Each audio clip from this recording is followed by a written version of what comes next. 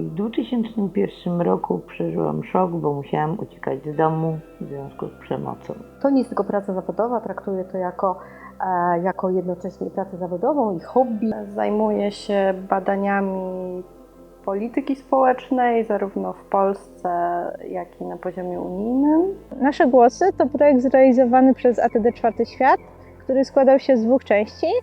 W pierwszej części dokonaliśmy diagnozy związanej z funkcjonowaniem pomocy społecznej i wypracowaliśmy rekomendacje. Pracowaliśmy w 3 grupach: naukowcy, pracownicy socjalni i osoby z doświadczeniem ubóstwa.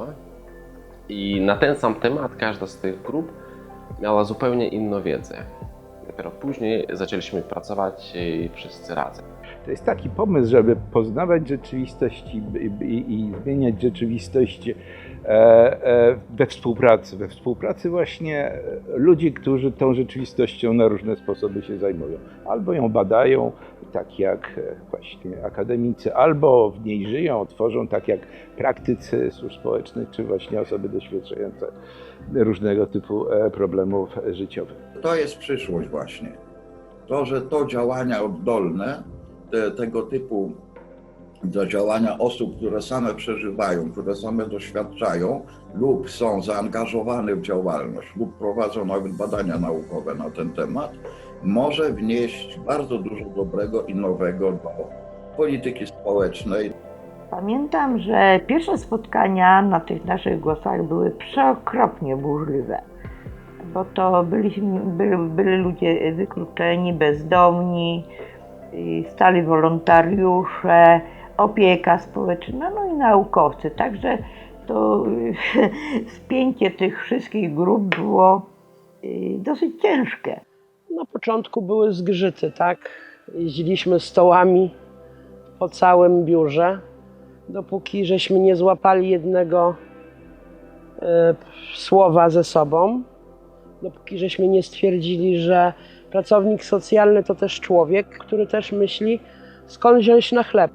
Do tej pory, jeśli rozmawiamy z osobami, które korzystają z pomocy społecznej, naszymi podopiecznymi, to nie mamy takiej ich perspektywy, spojrzenia na wiele tematów, wiele problemów, a tutaj dzięki temu, że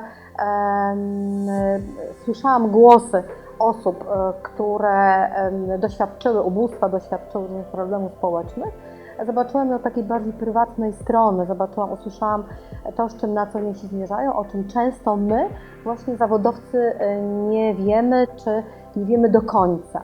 Jakby poprzez to, że te konflikty były ujawnione, że pojawiła się dyskusja, widać było, że to ma jakiś sens. Znaczy, że to jest taka prawdziwa partycypacja, w której próbujemy się jakoś dogadać i przełożyć te różne perspektywy, które mamy, wzajemnie je jakoś odczytać i uzgodnić. Grupę jednoczyło to, że była podzielona na wiele różnych pomysłów i każdy chyba chciał poznać zdanie też inne. Taka równość była, wszyscy sobie na ty mówią, wszyscy mogli zabrać głos. Jedna z osób nagle podeszła do tablicy i narysowała po prostu obrazek. I ten obrazek przedstawiał jakąś wodę, jezioro. W środku była osoba, która mówi pomocy tonę, a na brzegu stała osoba, która no teoretycznie mogłaby jej pomóc i mówiła: dokumenty poproszę.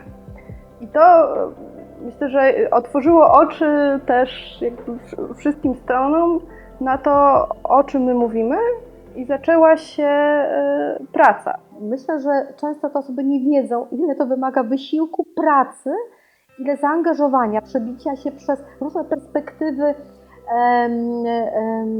przez bariery administracyjne, ale również przez to, że każdy człowiek jest kimś innym i każdy podopieczny niesie nowy, inny bagaż, z którymi my musimy się zmierzyć, włożyć to w jakieś ramy, z których administracyjne, i z tym dopiero możemy cokolwiek zrobić, żeby tym ludziom pomóc. Zaczął się taki moment, w którym zaczęliśmy się dogadywać, ponieważ też pracownicy socjalni trochę zeszli na taki poziom emocji.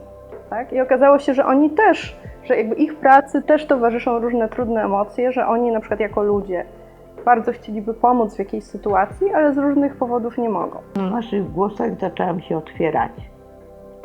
Mówiłam o rzeczach, o których nikomu wcześniej nie mówiłam.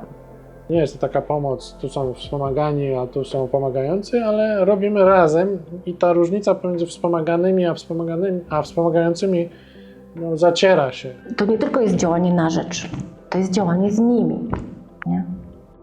Pierwszy etap zakończył się wypracowaniem kilku rekomendacji, z których najważniejszą jest powołanie rzecznika działającego w obszarze pomocy społecznej. Żeśmy rozmawiali, że jest Rzecznik Praw Obywatelskich, jest Rzecznik Praw Dziecka, jest Rzecznik Praw Pacjenta, konsumenta, ale nie ma takiego rzecznika, który by się zajmował ubogimi ludźmi, tak? Projekt trwał 2 lata, skończył się, wszystko zostało rozliczone i mogliśmy, tak jak zwykle w przypadku projektów finansowanych, powiedzieć, no to koniec, następny projekt. Postanowiliśmy jednak, że będziemy kontynuować i żeby nie zakończyć na tym, że zgłosiliśmy jakieś rekomendacje i to wszystko, że chcemy działać na rzecz realizacji tych rekomendacji. Nie chodzi im o poszerzanie pakietu pomocowego. Nie chodzi o to, żeby uzyskać wyższe zasiłki, chociaż oczywiście byłoby fajne. Ale chodzi im o to, żeby egzekwować swoje prawa i to, do czego powinny być uprawnione, jeżeli są w trudnej sytuacji.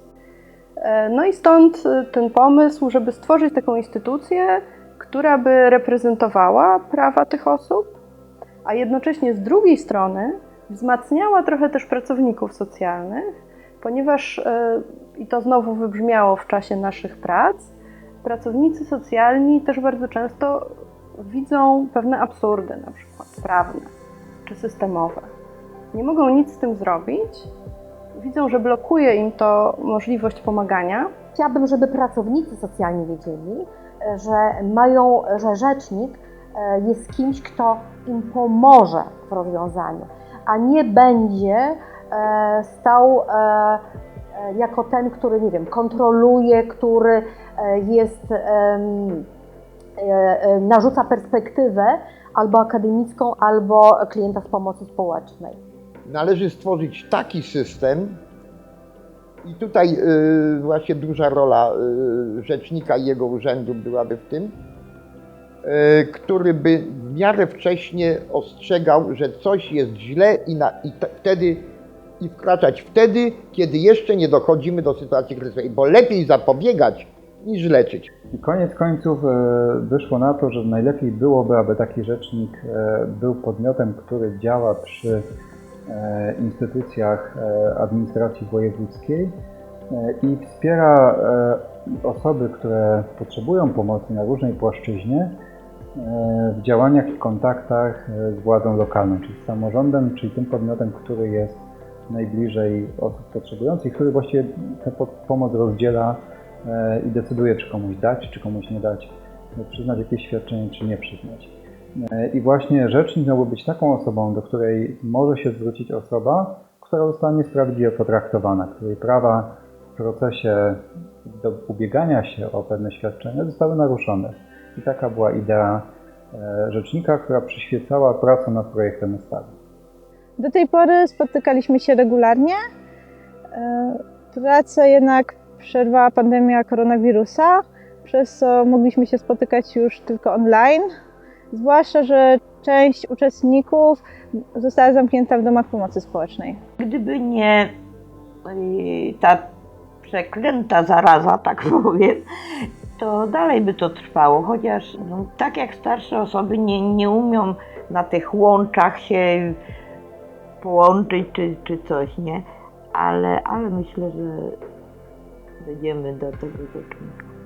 W końcowym etapie, i tutaj pojawiła się rola dla mnie i dla kolegi Artura Zalewskiego, musieliśmy tą koncepcję przełożyć na język prawa i to było bardzo trudnym zadaniem, ponieważ opisać coś, co jest pewną nowością, nieznaną w ogóle naszemu porządkowi prawnemu w języku prawa, było wyzwaniem, które mam nadzieję, że w pewnym momencie się ziści i znaczy już projekt jest, więc ziścił się, ale mam nadzieję, że jakby projekt przełoży się w pewnym momencie na przyjęcie go jako obowiązującego prawa i zmianę porządku prawnego w Polsce. projekt instytucji Rzecznika Praw Społecznych jest bardzo interesujący i w gruncie rzeczy doprowadzony do takiej fazy, kiedy można go dosyć szybko wprowadzić na ścieżkę legislacyjną. Jest projekt ustawy, mamy różne opracowania na ten temat, mamy nasze badanie, które zrobiliśmy też taką metodą łączenia wiedzy i współpracy z osobami doświadczającymi ubóstwa. Z tej perspektywy wydaje mi się, że było to duże osiągnięcie. Jaki będzie efekt tego, to nie wiemy. Liczymy, że nam się uda, ale nawet gdyby nam się nie udało, to myślę, że każdy z nas zaangażowany w ten projekt wyniósł bardzo dużo i będzie mógł się tym doświadczeniem dzielić. Mnie cieszy to, że od początku jeszcze jestem i trwam i dokąd mam siłę będę.